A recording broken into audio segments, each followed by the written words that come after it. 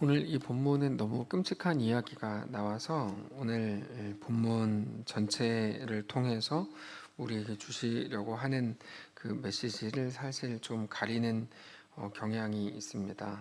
그래서 28절부터 여기 29절에 나와 있는 이런 내용들은 사실 너무 끔찍한 내용인데 어쨌든 오늘 본문을 통해서 우리가 묵상해야 될 내용을 잠시 묵상하도록 하겠습니다.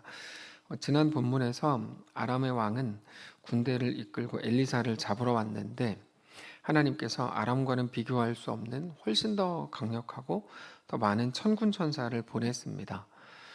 그래서 엘리사가 기도했을 때 하나님께서는 아람 군대의 눈을 어둡게 하셨죠. 엘리사는 눈이 어두워진 그들을 이끌고 북이스라엘의 수도인 사마리아 성읍으로 갑니다. 북이스라엘의 왕은 아람 군대를 다 죽이자 이렇게 제안을 했지만, 왜냐하면 지금이 자기가 생각할 때 거의 유일한 기회였기 때문이죠. 엘리사는 우리가 칼이나 창으로 잡은 게 아닌데 그렇게 하면 안 된다, 오히려 은혜를 베풀고 보내줘야 된다라고 말했습니다. 누가 봐도 엘리사의 말이 맞는데 그 정황적으로 보면 그 왕의 말이 맞습니다. 왜냐하면 아람은 계속 이스라엘을 공격하는 나라였고, 그래서 그때가 아니면 아람을 이렇게 싹을 자를 기회가 없었던 거죠. 그래서 이제 아람 군대를 다 죽이자 이렇게 했던 건데, 어떻게 보면 정치적인 건 하나도 모르는 것 같은 엘리사는 아니다, 오히려 더 잘 먹이고 모두를 돌려보냈습니다. 근데 그게 이제 성도의 다름입니다. 성도는 하나님 나라의 질서로 사는 사람들이죠. 세상 나라의 질서에 거기에서 더 지혜롭게 하는 사람이 성도가 아니고 그냥 하나님 나라의 질서로 사는 사람들입니다. 우리가 지금 여기에 이 땅을 막 몇십 년 이렇게 사니까 이 땅이 전부인 것처럼 보이지, 우리가 사는 길어야 100년 살까요? 이 100년을 산 후에는 우리는 영원히 하나님과 함께 살게 될 텐데, 그때 하나님 나라 가서 엄청 어색해질 거예요. 이 땅에서 엄청 익숙하게 이 땅을 정말 막 칭찬받으면서 지혜롭게 살았던 사람들은 하나님 나라 가서 아주 어렵게 살 텐데, 성도는 세상에서 더 칭찬받는 지혜를 가진 사람들이 아니고 하나님 나라의 질서로 사는 사람들, 그러니까 질서 자체가 이제 다른 거죠. 세상에서 조금 더 똑똑하고 조금 더 올바른 사람들로 살도록 부르심을 받지 않았습니다. 그들을 성도라고 부르지 않습니다. 예를 들면 예를 들 것도 없습니다. 그러니까 더 많아지고 더 잘하게 되고 더 좋아지는 사람을 성도라고 부르지 않습니다. 성도는 세상에 속한, 그러니까 세상에서 더 잘하고 좋은 사람들을 말하는 게 아닙니다. 하나님은 세상에서 조금 더 잘나고 더 올바른 사람들로 세우시기 위해 우리를 부르신 게 아니고 예배자를 찾으십니다. 이게 그냥 다른 말입니다. 두 개가. 마치 어떤 사람들은 우리가 세상에서 어떤 이렇게 돼야 된다고 주장하지만 그렇지 않습니다. 그렇게 되는 어떤 결과물들을 가져올 수 있지만 그게 우리의 목적이지도 않습니다. 그저 하나님은 예배자를 찾으시는데 하나님을 예배하는 사람들이 성도입니다. 그들이 세상에서의 다름을 보여줄 수는 있겠지만 주객이 전도가 되어서는 안 되죠. 그래서 요한복음 4장을 보면 아버지께 참되게 예배하는 자들은 영과 진리로 예배할 때가 오나니 곧 이때라. 아버지께서는 자기에게 이렇게 예배하는 자들을 찾으시느니라. 하나님은 영이시니 예배하는 자가 영과 진리로 예배할지니라. 이렇게 말씀을 하시는데, 우리가 예배라고 할 때 그건 예배 의식을 말하는 게 아닙니다. 실제로 예전이라고 해서 예배의 순서가 교단마다 다르고 다 다른데, 종교개혁가마다도 예배 순서에 대해 다 다르게 주장하고, 중요한 건 그래서 순서가 아닌 거죠. 순서가 아니고 예배는 하나님 앞에 서는 겁니다. 그래서 어디는 이렇게 하지만 어디는 이렇게 안 하고 또 다르게 할 수도 있는 거죠. 그거는 사실 큰 관계 없습니다. 다만 어떤 형식을 통해서라도 우리가 하나님 앞에 서게 되는 것, 그게 제일 중요한 문제죠. 광대하신 하나님 앞에 서면 내가 얼마나 작은 존재인지, 어떤 것으로도 하나님의 영광을 가릴 수 없을 만큼 하나님이 크신 분이고 완전한 분이라는 것을 알게 됩니다. 그래서 하나님 앞에 납작 엎드리게 되죠. 여러분, 이게 예배의 가장 중요한 정신 중에 하나입니다. 그냥 납작 엎드리게 되죠. 원래는 예배 전에 딱 들어와서 꼴보기 싫은 사람들을 보면서 내가 또 막 올라오잖아요. 근데 이제 하나님 앞에 예배할 때 내가 납작 엎드리게 되는 거죠. 그래서 나갈 때 보면 그냥 다 죽은 자가 돼서 나가는 거예요. 그게 마땅한 예배에 마땅한 거죠. 지난주에 기도에 대해서 말씀을 드리면서 기도를 하나님이 아닌 다른 사람들을 의식하면서 사람들 들으라, 뭐 교훈적으로, 계몽적으로 할 수는 없다. 이건 기도가 아니다. 그건 예배 때에서는 안 되는 행위다. 이렇게 말씀을 드렸습니다. 예배는 모든 순서에서 하나님께 나를 내어드리고 하나님 앞에 바싹 엎드리는 것이지 나의 옳음을 주장하는 게 아니기 때문입니다. 그게 영과 진리로 예배하는 겁니다. 그래서 우리는 예배 때마다 하나님이 누구신지, 내가 어떤 존재인지 확인을 해야 되고, 예배 끝나고 나갈 때 내가 더 잘해야지, 그렇지 않아야 된다고 말씀드렸죠. 그거는 사실은 그런 마음이 아니고 하나님의 크심 앞에 다 낮아져가지고 그래서 하나님을 더 의지하게 되는 굴복만 남게 되는 것이 온전한 예배입니다. 예배가 막 선동적이면 안 되고, 그래서 막 우리 이렇게 이제 일어나야 됩니다. 뭐 이렇게 이 정권을 막 이게 아닙니다. 예배 그렇게 되면 안 됩니다. 그건 예배가 아닙니다. 예배는 내가 아니요 오직 그리스도이십니다. 이게 이제 정상적인 예배입니다. 그래서 세상에서 더 똑똑하고 세상에서 더 옳고 세상에서 조금 더 인맥이 넓어지고 세상에서 더 그럴듯한 인생이 되는 것을 꿈꾸지 마십시오. 하나님 앞에서 그런 것들은 아무런 의미도 없고 오히려 우리가 하나님 나라의 소망을 두고 살았던 사람이 아니었다는 것만 증명할 뿐입니다. 오직 하나님을 예배하는 자가 되어야 합니다. 하나님 나라의 가치를 두고 하나님의 말씀에 다스림을 받기 위해서 애쓰는 것이 성도의 사는 방법입니다. 오늘 본문에서 아람이 이스라엘을 공격해 왔지만 엘리사를 통해 이렇게 쭉 이제 쫓겨나간 이후 동안 한동안 아람은 이스라엘을 공격하지 못했습니다. 그러나 얼마가 지난 후에 곧 또다시 침략 근성을 드러내기 시작했죠. 아람이 또다시 이스라엘을 쳐들어온 겁니다. 그게 이제 오늘 본문의 시작입니다. 24절을 보면 이후에 아람 왕 베나닷이 그의 온 군대를 모아 올라와서 사마리아를 에워쌌다 이렇게 되어 있습니다. 근데 중요한 거는 아람이 강력한 군대로 사마리아를 에워싸니까 사마리아 성 안에 있는 사람들이 밖으로 나가지 못했고, 그러다 보니까 오늘 본문에 끔찍한 일들이 일어났던 거죠. 성 안에 비축해 놓은 양식이 다 떨어졌습니다. 그래서 이제 급격한 인플레이션이 이제 생겼습니다. 25절에 나오는 내용들이 그런 내용인데, 아람 사람이 사마리아를 에워싸므로 성중에 크게 줄여서 나귀머리 하나에 은 80세겔이요 비둘기 똥 4분의 1갑에 은 5세겔이라 이렇게 이제 되어 있습니다.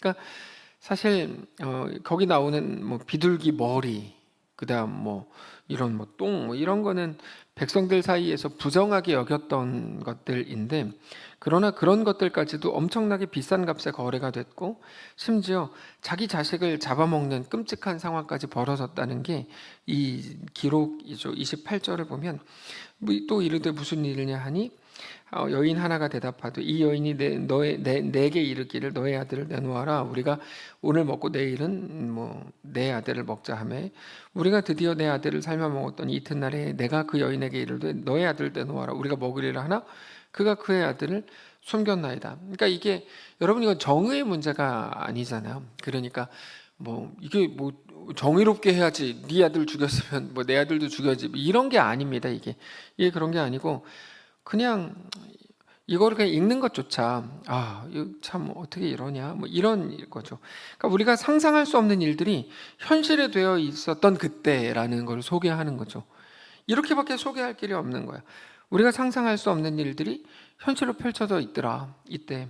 여러분 우리가 잘 생각해야 되는 게 지금 시대가 황금만능주의 시대, 그러니까 돈이면 다 된다고 믿는 시대이고, 사실 돈이라는 게 이제 그 물물 교환의 수단이고 금을 이제 바꾸는 기준이잖아요. 금을 바꾸는 기준입니다. 그래서 영국 파운드화에는 아예 써 있다고 하죠. 이거를 가져오면 뭐 예를 들면 5파운드, 이걸 가져오면 얼마에 뭐 금을 바꿔줄게요. 뭐 이렇게. 그다음에 그 어디죠? 그 미국 달러도 뭐 지금 사실 마찬가지인데, 결국 돈이라는 거는 아무것도 아니고 종이 쪼가리인데, 종이 쪼가리인데 이게 뭐 돈이면 다 된다고 믿는 시대가 돼버린 거죠. 네, 그래서 모든 사람들의 모든 표현이 다 돈과 관련되어 있습니다. 다. 제가 우연찮게, 우연이 없죠. 하나님의 섭리 안에서 얼마 전에 한 영상을 봤는데 이제 돈을 이해하는 그 1시간 영상을 통해 돈을 다 이해해 버렸어요. 거기서 이제 왜냐면 제목이 돈을 이해하는 EBS에서 만든 거거든요. 제가 얼마 전에 봤는데 이게 우리가 뭐 달러를 이렇게 뭐 하는 게 불과 뭐 당연히 100년도 안 됐고 뭐 얼마 되지도 않은 일이고 지폐를 쓰는 것조차 뭐 얼마 뭐 되지 않은 일인데 어느덧 이게 완전히 다 장악해 버려 가지고 그냥 돈이면 다 된다 이렇게 이제 생각하게 된 거죠. 돈 많은 집을 잘 사는 집이라고 이제 다 하고 돈이 없는 집을 못 사는 집이라고 하고 미국을 잘 사는 나라라고 하고 방글라데시를 못 사는 나라라고 하고 전 이런 말 자체가 너무 슬픈 말이라고 생각해요. 하나님을 믿는 사람들 마음속에도 자기도 모르게 습관처럼 그냥 이게 이렇게 나온다는 건 정말 너무 슬픈 일이에요. 이건 너무 슬픈 일이에요. 왜냐면 하나님 앞에 잘 사는 게 잘 사는 거지 어떻게 돈 많은 게 잘 사는 건가. 근데 또 잘 산다고 또 표현해요. 그래서 설교 시간이나 이런 얘기하지 개인적으로 대화하다 이런 얘기하면 뭐 지적도 당연히 안 해요. 속으로 뭐라 그럴까 봐. 실제 그 미국과 방글라데시의 행복 지수와 삶의 질 만족도는 완전히 극과 극입니다. 미국은 세상에서 뭐 제일 부자 나라일지 모르지만 미국의 행복 지수는 18입니다. 숫자가 좋아요. 18이에요. 18이. 숫자가 아주 좋아요. 근데 반대로 방글라데시는 세계 최빈민국이라고 알려져 있는데 실제로 인구 절반이 뭐 하루에 $1 미만의 수입으로 연명을 하고 성인 2명 가운데 1명이 글자를 모르는 나라가 방글라데시인데 객관적인 수치로만 보면 하위권에서도 뭐 거의 최하위권이죠.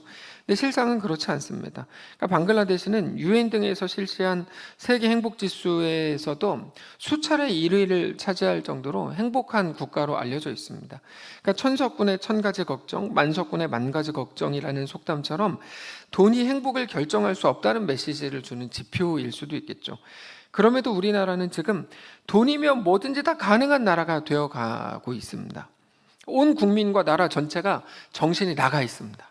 제가 뭐 이렇게 얘기하면 뭐 왜 자꾸 한국 뭐라 그러냐, 제가 교회 뭐라 그러면 왜 자꾸 기독교 뭐라 그러냐, 주변 사람들 저한테 가끔 그러는데 저도 기독교인이고 저도 한국인인데 이제 당장 뭐 태국만 갔다 왔다 해도 정신 나간 민족 뭐 이런 게 막 계속 떠오르게 자꾸 돼요. 그냥 온 국민과 온 나라 전체가 정신 나가 있어요. 제가 볼 때. 그러니까 제가 정신 나간 거죠. 그러니까 세상에서 볼 때는 둘 중에 하나는 정신 나간 게 분명해요.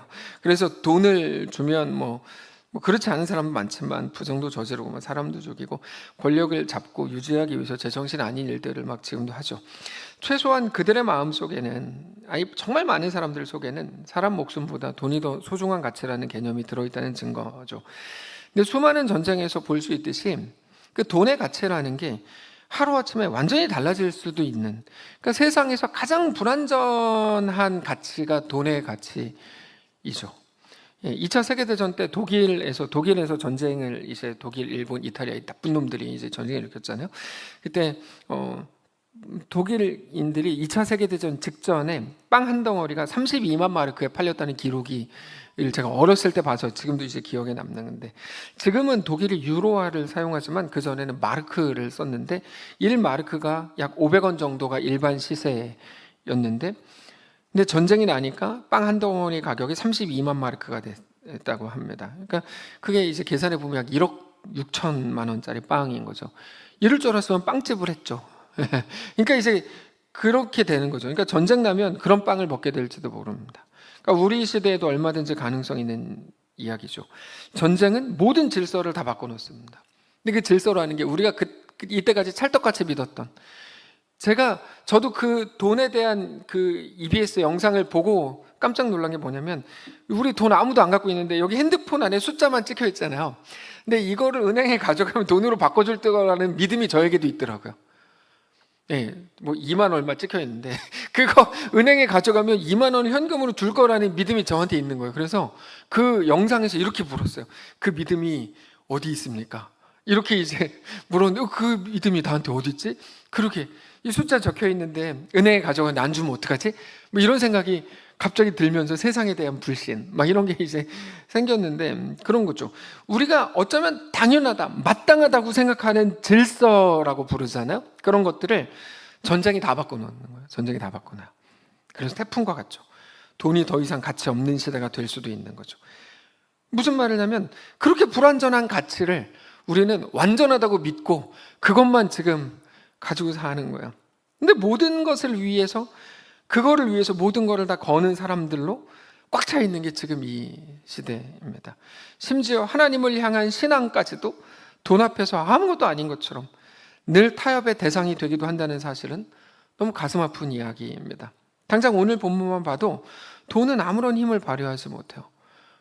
불과 얼마 전까지만 해도 훨씬 더 낮은 가격이었는데, 이거 뭐 지금 우리로 치면 뭐 누가 삽니까? 나귀 머리 하나에 비둘기 똥 4분의 1값, 이걸 누가 삽니까? 근데도 이것도 얼마 전까지 너무 값싼 것들이었는데 너무 가격이 확 올라 버리니까 이게 뭐 정말 불완전한 가치라는 걸 알게 되죠. 이런 현실의 이야기를 직접 전해들은 이스라엘 왕 여호람이 어떻게 했는가? 그 여호람이 이런 이야기를 듣고 당연히 막 매우 비통했죠. 속상해하고 비통했는데, 단지 이 사람은 회개의 모양만 취하고, 오늘 본문을 보면 이게 이제 오늘 본문의 핵심 주제입니다. 회개의 모양만 취하고 모든 책임을 엘리사에게 돌립니다. 엘리사 얼마 전에 왔을 때 내가 다 죽이자 그랬잖아. 이게 이제 이 왕이 하는 소리입니다. 그리고는 엘리사에게 그런 죄명을 뒤집어 씌워서 엘리사를 죽이려고 합니다. 자, 엘리사에게 모든 책임을 돌린 이유가 뭘까요? 우리가 방금 전 나눈 것들을 통해서 충분히 이유를 찾을 수 있는데, 엘리사는 문둥병에 걸린 아람의 군대 장관 나아만을 치료했습니다. 뿐만 아니라 눈이 어두워진 아람의 군대를 죽이지 않고 그들을 다 살려주었습니다. 그러니까 너무 명분이 좋은 거죠. 엘리사는 아람이 보낸 매국노다, 뭐 스파이다, 이렇게 이제 할 수 있는 조건이 되는 거예요.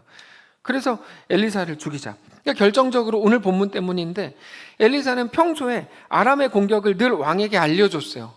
아람이 이렇게 공격하면 이렇게 공격하면. 근데 오늘 본문을 보면 아무런 도움도 이번엔 주지 않았어요.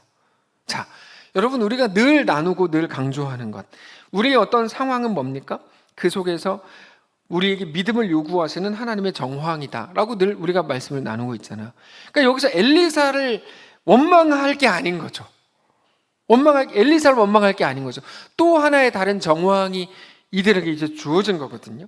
근데 오히려 엘리사에게 모든 것들을 뒤집어 씌워서 자기의 정치적인 책임을 면하려고 하는, 뭐 정치적인 책임을 또 면하면 뭐 할 겁니까? 그것도 아무런 답도 없는 것임에도 그렇게 하고 있는 거죠, 이 왕이. 여러분 생각해 보십시오. 여호람이 왕입니다. 근데 지금 자기한테 몰린 정치적 책임을 다른 사람한테 뒤집어 씌우는 게 무슨 의미가 있습니까? 그게 무슨 의미가 있습니까? 예를 들어서 우리 교회에 뭐 문제가 생겼어요. 그런데 제가 저 때문이 아니라 저 집사님 때문이에요, 이렇게 책임을 전가시키는 게 무슨 의미가 있어요, 그게? 아니, 그렇지 않아요. 그게 무슨 의미가 있어요? 그냥 우리가 서로 행복하고 주 안에서 온전해지, 이게 중요한 거지. 이 내 책임 아니야. 이게 뭐가 중요해요, 이게. 근데 바보 같은 사람들은 맨날 일단 내가 하지 않았어, 제가 했어요, 이렇게 간다니까요. 여러분, 이게 아무것도 아닌 것 같은데 굉장히 중요한 거예요. 그렇게 해서 엘리사를 죽였다고 치고 자기가 살았다고 치면 그럼 뭐 나라가 좋아집니까? 아무 상관없는 거 아니에요, 이거? 자기는 또 영원히 삽니까? 진짜 문제는 아람이지 엘리사와는 아무런 관계가 없는 겁니다. 오늘 본문을 보시면. 그런데도 여호람은 상황에 몰려서 일단 내가 한 거 아니야, 일단 내가 한 거 아니야, 엘리사가 했어요. 이렇게 최악의 생각, 최악의 결정, 최악의 모습을 보이고 있더라는 거죠. 여러분, 우리가 이럴 때 많습니다. 진짜 중요한 건 따로 있는데 보통 진짜 중요한 것들은 살짝 가려져 있거든요. 그러니까 자꾸 다른 소리들을 하는 거야. 그러다 보니까 중요한 걸 못 봐요. 맨날 허튼 곳을 긁고 있어요. 막 긁고 있는데 보니까 이거 피가 나요. 너무 많이 긁어가지고 막 벅벅 긁어요. 근데 그렇게 누군가를 미워하고 죽이려고 그러고 증오하지만 다른 곳을 긁고 있는 우리의 모습과 너무 같은 거죠. 물론 자기는 난 충분히 할 만큼 했어 라고 말할지 모르지만 전혀 시원해지지 않고 오히려 아무런 회복의 기미도 보이지 않죠. 여기까지만 해도 아주 좋아요. 자, 한국 역사상 최초의 장애인 올림픽 패럴림픽에서 이제 한국 역사상 최초로 노르딕 스키에서 금메달을 딴 선수가 있습니다. 신의현이라는 선수인데 이분이 대학교 졸업을 앞둔 2006년 2월에 교통사고로 두 다리를 잃었습니다. 그러니까 하루아침에 혼자 힘으로 거동도 못하는 장애인이 되자 식음을 전폐하고 3년간 피폐한 삶을 살았습니다. 그때 어머니의 한마디가 인생을 바꿨대요. 야, 다리 없어도 행복하게 살 수 있어. 이렇게 이제 엄마가 말했대요. 그 말을 들었을 때 무슨 생각했냐면 엄마는 공감도 못 해주고 이건 이제 딱 초딩까지만 하는 말이고 그때 그 말을 들었을 때 정말 그럴 수 있을까? 다리가 없어도 행복하게 살 수 있는 방법은 뭘까를 생각했대요.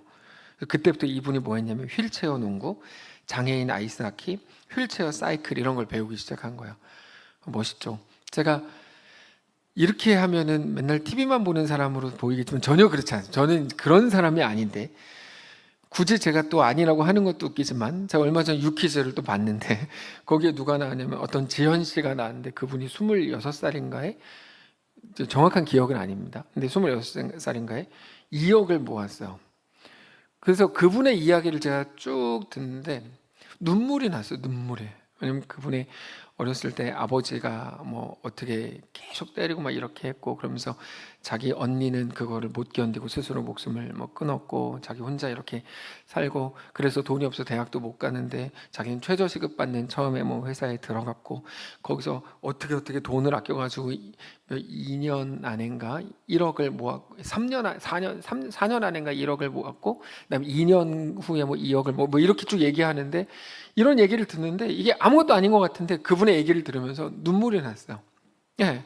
그러면서 어떤 생각을 했냐면 사람들이 정말 놀라울 만큼 사는 사람들이 있구나. 근데 신혜연 씨가 그래요. 다리 없어도 행복하게 살 수 있어. 그 한마디 어머니의 말을 듣고 그리고 정말 그래 우리 엄마는 항상 나한테 진실을 말해왔어. 어떻게 하면 그럴 수 있을까? 그래서 이분이 막 하기 시작한 거예요. 네. 이것저것.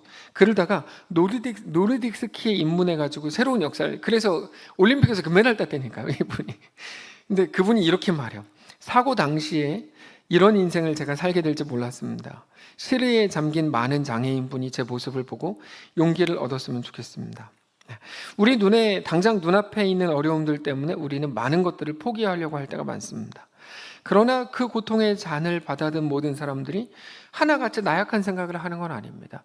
뭐 고통의 잔이라고 할 것도 없을 만한 뭐 오늘 본문을 보면서 야 우리가 겪는 인플레이션은 인플레이션도 아니네라고 생각하는 것과 같이 고통의 잔이라고 하기에도 민망한 그런 비교하자는 건 아니지만 그런 이제 사람들의 이야기를 우리는 잘 아는 거죠. 어쩌면 신의연 선수는 불의의 사고로 다리를 잃은 것보다 올림픽을 준비하던 과정이 더 힘들었대요. 그게 더 힘들었대요. 덜 힘든 것 때문에 모든 것들을 포기한다면 그건 너무 억울한 일입니다. 그 후에 패럴림픽에 참여했던 선수들과 함께 이제 서울에서 특별한 공연을 했습니다. 장애인과 비장애인 무용수들이 함께 어우러져서 멋진 공연을 만들어냈는데 거기에 다녀온 기자가 자기 뉴스에 신문에 이렇게 이제 기록을 했어요. 거기에는 장애인이나 비장애인은 아무도 없었고 그저 하나로 어우러진 멋진 무용수들만 있었다. 저 이런 어떤 시각, 이런 표현들을 너무 멋있는 것 같아요. 특별히 어떤 남자는 가슴 밑으로 모두가 마비인데 휠체어 하나가 돼서 정말 멋진 우리도 못하겠는 동작들을 소화해내고 그러니까 우리는 진짜 문제가 아닌 거를 문제라고 여기면서 살고 있구나라는 생각을 하게 되는 거죠. 세상이 모두가 그게 문제라고 말해서 그게 진짜 문제인 줄 알았는데 그래서 하나님 앞에 나아가서 10시간 동안 계속 그거 없애달라고 간구했는데 전혀 다른 부분이 문제였던 거예요. 그래서 하나님이 우리 요구를 듣지 않으시고 우리 필요를 채우신다는 건 우리의 가장 큰 소망이 되는 거죠. 여러분, 여호람이 정말 엘리사만 제거하면 되는 걸까요? 정말 중요한 건 뭘까요? 문제가 되는 것들을 제거하면 다 되는 걸까요? 그러면 어떤 문제들을 제거하면 될까요? 여러분, 우리의 상황을 좀 바꿔야 되는 건가요? 아니면 전능하다고 하면서 아무런 도움도 안 주는 것 같은 우리 하나님을 없애야 됩니까? 누가복음에는 모든 사람들이 디베료, 가야바, 안나스, 헤롯, 안티바스, 빌립 이런 사람들의 입 하나에 주목하고 있었지만, 지금 우리가 막 트럼프 이런 사람들, 우리나라 대통령 이런 사람들 입에 주목하는 것처럼 거기에만 완전히 주목하고 있었지만, 왜요? 그게 자기들의 현실을 바꿔주고 세워줄 거라고 생각하니까. 그러나 하나님의 말씀은 빈 들에 있는 세례 요한에게 임했죠. 그게 뭐냐면 진실함이에요. 이게 우리가 진실함에 대해서 오해하는데, 진실, 여러분 이거는 너 더 솔직해져야 돼, 이것과는 다른 겁니다. 진실은 우리한테 없는 겁니다. 우리한테 있는 게 아니에요. 오직 하나님께 있는 겁니다. 하나님의 진실, 그 진리를 우리는 보아야 하죠. 그때 우리가 진실해집니다. 바로 그 진실함, 하나님 앞에 선 진실함이 필요합니다. 여우람은 자기 안에 굵은 배 옷을 입었고 회개의 형식을 갖추었습니다. 그러나 그는 하나님 앞에서 진실한 영혼이 아니었어요. 30절 보면 왕이 그 여인의 말을 듣고 자기 옷을 찢으니라. 왜 찢었는지는 몰라요. 우리는 이쯤 되니까 저 쇼하는 거 아니야? 이런 생각까지 드는데 어쨌든 그렇게 했어요. 그리고 나서 그가 성 위로 지나갈 때 백성이 본즉 그의 속살에 굵은 배를 입었더라. 누가 봐도 저 사람은 회개하고 있는 사람이에요. 여호람, 회개의 모습을 정확히 갖췄거든요. 눈이 팅팅 부어있고 울었으니까. 제가 지난 주일에 누구를 딱 봤는데 눈이 막 팅팅 부어있는 거예요. 저 사람이 기도할 만한 사람이 아닌데 왜 그래요? 그랬더니 어제 라면 먹고 잤습니다. 그러니까 그런 거죠. 분명히 이 사람은 옆에서 볼 때는 누가 봐도 회개한 사람이에요. 근데 몰라요. 아니에요. 회개한 게 아니에요. 백성 앞에서 엘리사를 죽이겠다고 하는 그의 말과 모습에서 이미 그 여호람의 회개가 진짜가 아니라는 걸 알 수 있습니다. 그가 찾은 답은 엘리사를 죽이는 것이었는데, 엘리사를 죽임으로 자기가 빠져나갈 궁리를 하는 건 아무런 의미가 없습니다. 여러분 기억하십시오. 매우 중요한 문장이 바로 이건데, 문제를 해결하기 위한 눈물이나 참회는 그거는 회개가 아닙니다. 재밌죠? 우리는 너 문제 해결하려면 회개해야 돼 그러잖아요. 근데 아니에요. 문제를 해결하기 위한 목적의 회개는 회개가 아니에요. 그건 진실함을 다 잃어버린 거거든요. 여호람은 31절에서 하나님의 이름으로 엘리사를 처형하는 그 상황에 대한 오름의 문제의 해결이라고 생각을 했을지 몰라도 사실은 여호람은 자기가 생각하는 그 오름이 아니라 하나님 앞에서의 온전한 회개가 은혜의 통로였다는 걸 알아야 했습니다. 특별히 오늘 본문에 나오는 이 모든 비참한 역사의 원인은 우상 숭배로 인한 죄의 결과였지 엘리사 때문이 아닙니다. 엘리사 때문에 이렇게 된 게 아닙니다. 하나님을 배반한 백성에 대한 하나님의 징계였고, 히브리서 12장인가를 보면 징계는 하나님의 그 아들들에게 주는 놀라운 은혜의 통로라는 것을 말씀하시고, 이사야 지금 1장 2장 내내 그 말씀을 하고 계시죠. 이사야가 갑자기 왜 나왔냐고 생각하시는 분은 문제가 있는 겁니다. 아침 경건의 이사야입니다. 자, 하여튼 그렇습니다. 여호람은 마지막에 그거를 깨닫게 되죠. 그래서 33절을 보면 무리와 말을 할 때 그 사자가 그에게 이르니라. 왕이 이르되 이 재앙이 여호와께로부터 나왔으니 어찌 더 여호와를 기다리리요. 이 33절은 매우 중요한 고백인데, 종말이 왔으니 희망이 있겠느냐. 세상에 소망이 없는 것을 아는 게 은혜입니다. 여러분 그게 은혜입니다. 이사야 1장 2장 내내 그 얘기를 하고 있어요. 세상에 소망이 없는 걸 아는 건 은혜입니다. 그래서 하나님은 세상에 소망이 없는 걸 우리한테 계속 경험시켜 주시는 게 하나님의 우리에게 대한 사랑의 방식입니다. 왜냐하면 그때 비로소 진리를 볼 수 있기 때문입니다. 그래서 우리의 빈들, 광야가 하나님께 있어서 놀라운, 하나님이 우리에게 주시는 놀라운 선물입니다. 왜냐하면 거기에는 소망이 없다는 걸 누구나 깨닫기 때문에, 세상에 나를 위해 준비된 소망이 하나도 없다는 걸 알게 될 때 우리 속에 어떤 일이 일어나냐면 진리이신 하나님을 보게 됩니다. 하나님께 나아가게 됩니다. 그게 은혜죠. 그때 비로소 하나님이 나의 소망이시고 나의 구원이시고 나의 피난처요 피할 바위요 나의 모든 것이라는 사실을 고백하게 됩니다. 그렇게 믿음으로 고백하는 우리들을 하나님은 반드시 만나주십니다. 우리가 하나님을 기억하고 주님을 바라보고 하나님을 예배하는 그곳이 하나님이 우리와 함께 하시는 곳입니다. 그러면 그곳이 빈들이라고 하더라도 그곳이 하나님 나라가 주목하는 곳이 되는 거죠. 아무것도 없다고 느끼는 그곳에서, 완전히 실패했다고 생각되는 그곳에서 하나님 나라를 바라보는 거죠. 그래서 우리의 빈들은 문제가 생긴 게 아니죠. 오히려 세상에 소망이 없고 오직 하나님만 나의 소망이라는 것을 고백하는 예배의 자리가 되어야 하는 거죠. 그래서 우리 기도가 장황할 필요가 없는 겁니다. 사람들에게 막 알릴 필요도 없고 아예 알리지 말아야 되죠. 다만 진실하면 그만입니다. 진실하다는 건 하나님 앞에서의 은밀함이 그 진실함을 보장해 주는 것입니다. 어떤 사람의 인정과 칭찬도 구하지 않는 거고, 그래서 기도를 들으시는 분이 하나님 한 분이면 그만이라고 고백하는 거죠. 아니 내 목소리를 내지 못해도 상관없죠. 뭐 큰 소리로 해야 된다. 벙어리는 어떻게 기도 못해요 그러면? 말이 안 되는 소리를 그렇게 하면 어떡하냐고. 그렇지 않습니다. 하나님은 우리의 신음도 들으시고, 아니 신음을 못 내더라도 우리의 뜻을 너무 정확하게 아시는 분이죠. 사랑하는 성도 여러분, 우리 모두가 하나님 앞에 그렇게 온전히 세워지시길 원합니다. 하나님은 우리에게 늘 그 진심을 요구하십니다. 그래서 우리의 오름이 아니라 하나님과의 진실한 소통, 대화, 은밀한 기도가 은혜의 통로가 됩니다. 우리는 자주 하나님 앞에 그럴듯한 명분을 가지고 나아가려고 할 때가 많습니다. 그러니까 내가 이렇게 연약한데 나 같은 게 뭐 주일에 예배 가서 하나님 앞에 예배 드리면 돼? 나 같은 건 오늘은 빠져야 돼. 그래서 지난주에 안 나온 사람 몇 명이 있어. 그게 말이 되냐? 그게 말이 되냐고. 혹은 나는 옳으니까 근데 이게 습관이 되면 내가 옳다고 하는 증명을 하는 게 가장 중요한 문제가 됩니다. 그럼 그때부터는 맨날 옳음의 싸움으로 가요. 교회 내에서도 내가 옳고 네가 옳고 맨날 그 싸움 거예요. 그러니까 교회가 재미가 없죠. 교회가 재미가 없어요. 자꾸 옳음으로 가면 재미가 없어요. 옳음의 싸움이라는 말은 이게 정당하고 정의로운 것처럼 느껴지지만 다 말장난입니다. 이게 사실 다 말장난입니다. 근데 모든 가치를 뒤로 하고 우리에게 가장 중요한 건 우리가 죄인이기 때문에 하나님의 은혜를 힘입는 것, 그게 제일 중요합니다. 이 교회죠. 성도고. 여러분, 성도는 더 옳은 사람들의 모임이 아닙니다. 하나님의 은혜로 사는 사람들이죠. 하나님은 우리 말에 속지 않습니다. 하나님은 내가 옳다고 하는 그 주장에 속지 않습니다. 하나님이 보실 때 우리 모두는 옳거나 틀린 사람이 아니라 우리 모두는 그저 죄인입니다.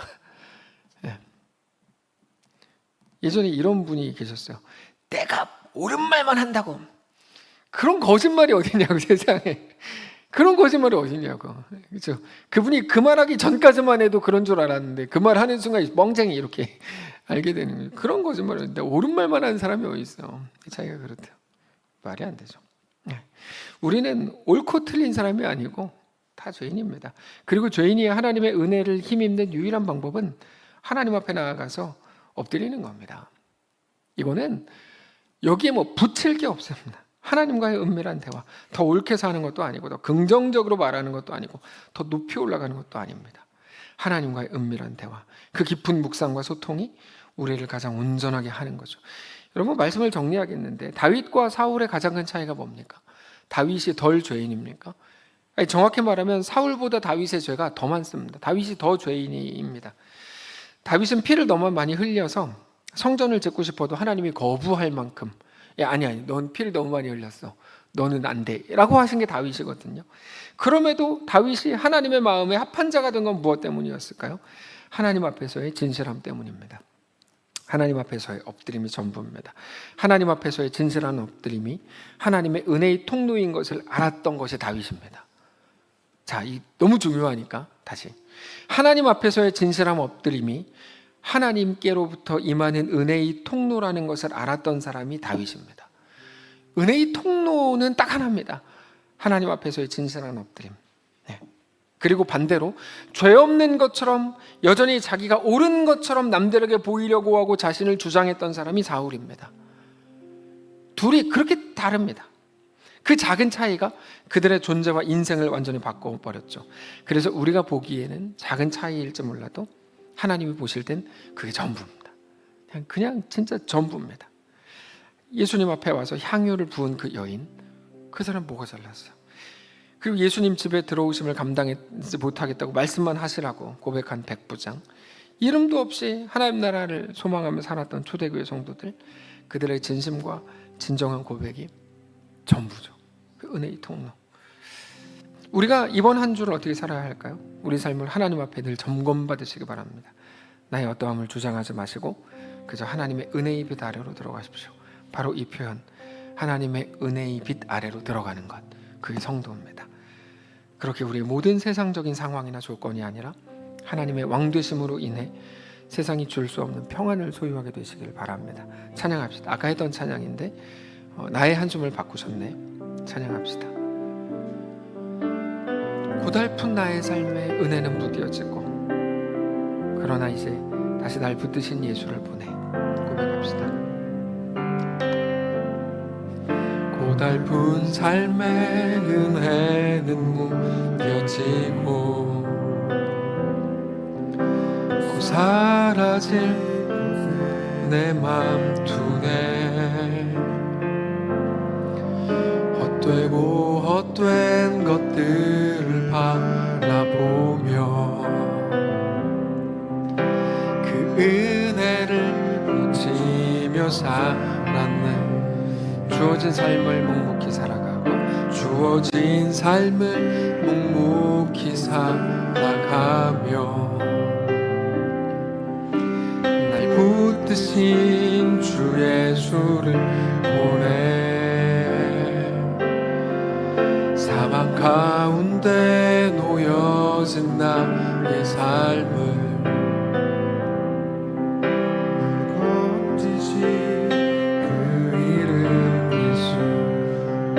나의 한숨을 바꾸셔. 나의 한숨을 바꾸셨네. 주를 향한 노래로, 소망의 노래로 나의 눈물을 거두신 주 예수 이름 안에 살게 하소서. 우리 한번 눈 감고 잠시 기도하기를 원합니다. 아람 군대가 완전히 에워싸버린 사마리아 성 한가운데에서 모든 것을 잃은 것 같고, 사랑하는 내 자식까지 잃은 것처럼 허탈하고 허망하게 우리 인생을 바라보고 있는 이 처지가 주님 우리인지 모릅니다. 여기서 우리는 무엇을 할 수 있습니까? 여기서 하나님은 우리에게 요구하시는 건 무엇입니까? 하나님, 우리가 진실하게 주 앞에 나아가게 하시고 하나님의 은혜를 사모하며 하나님만 나의 소망입니다, 이제라도 정직히 고백하게 하시옵소서. 그렇게 하나님에 대한 온전한 의존성, 하나님을 분명히 신뢰하고 주님을 바라보는 우리 모두가 되게 하시옵소서. 조용히 묵상하면서 1, 2분간 기도하겠습니다. 기도합시다.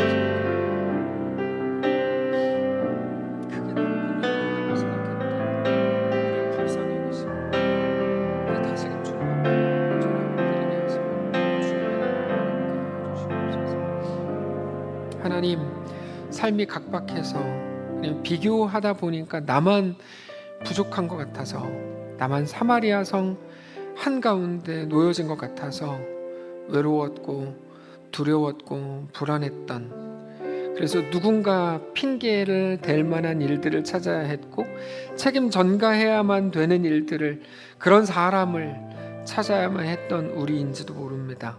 주님, 그런데 문제 아닌 것에서 나오고 원인이 아닌 것에서 나와 이제 하나님 앞에 진실하게 엎드리고, 하나님, 이 삶을 걷다 보니 깨닫는 거 하나네요.